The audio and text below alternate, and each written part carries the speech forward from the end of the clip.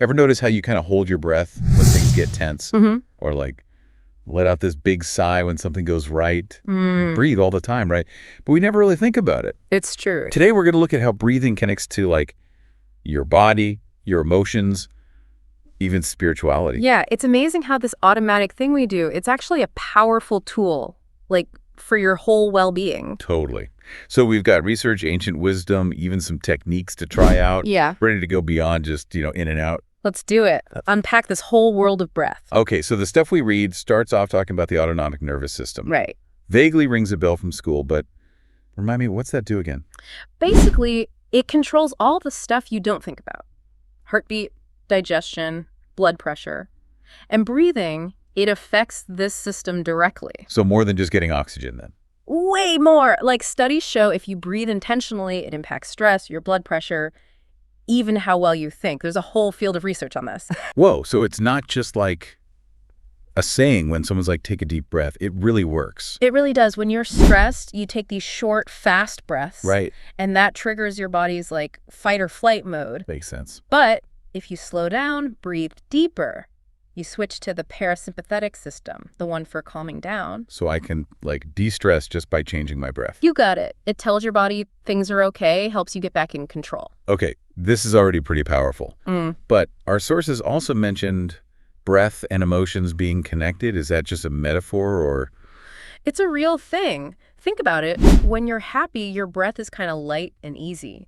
But sad or anxious, it gets all tight. Yeah, actually, I can feel that. Yeah. So are we saying you can use breath to change how you feel? Absolutely. There are practices like loving kindness meditation that use this. Focus on your breath, cultivate good feelings. It actually makes them stronger. Wow, okay. Any example how that worked? Sure, say you're feeling super negative. There's this simple technique. You sit comfy, maybe close your eyes, focus on each breath. As you breathe in, imagine you're taking in love, kindness, breathing out. You send that out to yourself, everyone. That's such a nice image. Anyone can do that right now. Yeah. Amazing how something so simple can be so deep. It is. And this idea of breath changing how we feel inside, it gets even deeper when you look at spirituality. Ooh, okay, now I'm really curious. What do the sources say about that? Well, for a long time across tons of traditions, breath has been seen as this bridge to something bigger, connecting us to the divine. Like that story, God breathing life into Adam. Yeah. Right. Always felt symbolic to me, but is there more to it? Totally. In many traditions, breath is seen as the life force energy itself. Like in yoga, it's called prana, carried on the breath. Prana. Okay, I've heard that. But what does it mean to work with this energy? It means like consciously controlling it inside you for both physical and spiritual well-being. That's where pranayama comes in, yogic breath control. Pranayama. All right, getting a little mystical now. But I'm intrigued. Tell me more. It's like your breath is a remote control for your energy. A remote control. Yeah, different ways you breathe can stimulate different parts of you.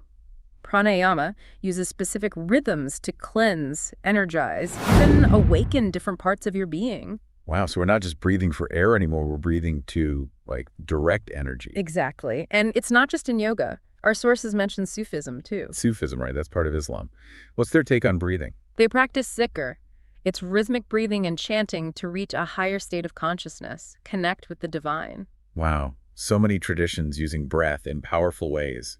Makes you realize how much we take it for granted, huh? It's true. And it's not just ancient stuff either. Modern science is catching on to how much conscious breathing can really do. So we've gone from basic biology to spiritual practices. What else did our sources say about what breathwork can do? Well, there's one more fascinating connection to explore. The relationship between breath and your energy centers, your chakras. Chakras. Okay. Heard of them, but could use a refresher. What are they exactly? In a lot of Eastern traditions, they're seen as these swirling wheels of energy running along your spine. Yeah. Each one's connected to a different part of you, physically, emotionally, spiritually. Makes sense. But where does breathing fit into all this? The idea is by directing your breath to certain areas, you can affect how these chakras flow, make them balanced and harmonious. Wow. So breathing can actually activate these energy centers. That's wild. Any examples of how that works? For sure. Take the root chakra at the base of your spine. It's all about stability, security, feeling grounded. Right. When you breathe deep into your lower belly, you're sending energy there. That helps you feel rooted, connected to the earth. So like if I'm feeling anxious, focusing on my breath down there could help me feel more stable. Exactly. It's like giving your root chakra a big hug from the inside. Okay, I'm starting to see how this all connects. Any other breathwork techniques for different chakras? Absolutely. For example, the heart chakra in the center of your chest. It's about love, compassion, connection. Visualize your breath expanding there. You can activate it, open yourself to those feelings more. So breathing isn't just this mechanical thing. It's a way to tap into your whole being. This is way more than I expected. It really is fascinating. And this is just the beginning. There's so much more to learn about specific techniques and what they can do. This is already blowing my mind. Can't wait to get into those techniques. But for now, I think our listener needs a minute to take all this in. It is a lot to take in, but understanding how your breath, your body, and your energy are all connected, that's the first step to unlocking all this incredible power you have within you. So true. We'll be back in a bit to explore those specific techniques you can use to feel better and really tap into the potential of your breath.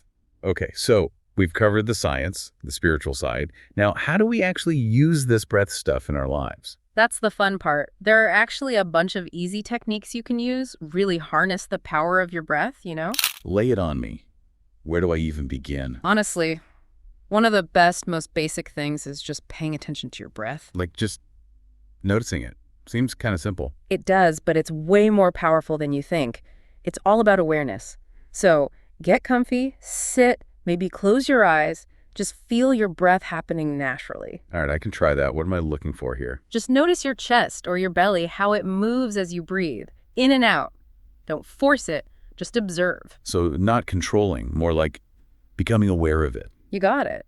It's surprising you'll notice your breath changes throughout the day, depending on your mood, what you're thinking, what you're doing. True. So like if I catch myself taking short breaths, maybe that's a sign I'm stressed. Exactly. Those little changes, they tell you a lot about what's going on inside. Okay, that makes sense. Yeah. But what if I want to do more than just notice? Are there ways to actually change my emotions, my energy with my breath? Tons. One that's super well known is box breathing. Box breathing. Now that's a new one. How's that work? Basically, you imagine a box with each breath. So you breathe in for a count of 4, hold it for 4, breathe out for 4, hold it again for 4. So it's like a 4-part breathing pattern. Yep. It's amazing for calming down fast when you're stressed out. Try it next time you feel that anxiety creeping in. I will, for sure. Yeah. What else you got up your sleeve, breathwork-wise? Another one that's pretty popular is alternate nostril breathing. It's also called Nadi Shodhana. Okay, that one sounds a little more advanced. What's the deal with that? So you're going to use your thumb and your ring finger to gently close one nostril at a time. Okay. Breathe in through one side, hold it, then breathe out through the other. So you just switch back and forth. Exactly. This one's great for balancing the two halves of your brain. It can really help you feel more peaceful, more clear-headed. Man, I never knew there was so much to breathing. It's like its own language or something. It really is. And the cool thing is, anyone can do these techniques. Right. No need for anything fancy, just you and your breath. I love that. I'm already feeling more energized just thinking about trying these out in my day. It's really a great way to just feel better overall. Make life a little brighter. All right, let's dive into the specifics of how to do each of these step by step. Sounds good. Let's break them down, see how they can help you really be your best self. Learning about all this breath work is really making me more aware of how I breathe, all the time now. That's a big part of what we're doing here. It's not just about learning exercises. It's about noticing this amazing tool you have, right now, always with you. Yeah, it's kind of like realizing you have a superpower you never knew about. Exactly. And like any superpower, got to practice it, right? The more you try these techniques out, the more you'll figure out what works for you specifically and how to use them to handle whatever life throws at you. Okay, so for our listener who's hopefully just as excited about this as we are, what's the big takeaway? What should they do next? Think about this. Now that you know how connected your breath is to how you feel inside, pay attention to it during your day. Notice if it changes when you're feeling different emotions, different thoughts, even just doing different things. So if I'm stressed, check in with how I'm breathing. Exactly. Is it shallow, tight?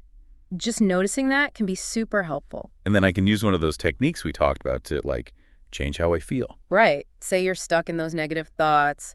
Try some box breathing to calm down, get your head clear again. Great tip. Like a secret weapon against stress. It really is. And it's always there for you. No special equipment, just awareness, intention. I love that.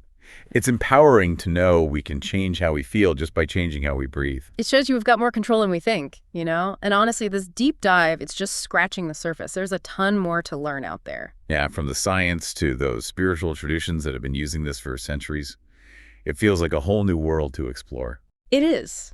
Think of this as just the starting point for your own journey with breath. Well said. So we'll leave you to breathe, think about all this, maybe even try out some of what we talked about. Who knew something so simple could be so powerful? It's pretty amazing when you think about it. This basic thing, breathing, it holds the key to so much potential within us. Totally. Until next time, keep diving deep, and remember, every breath is a chance to connect with yourself and the world around you in a whole new way.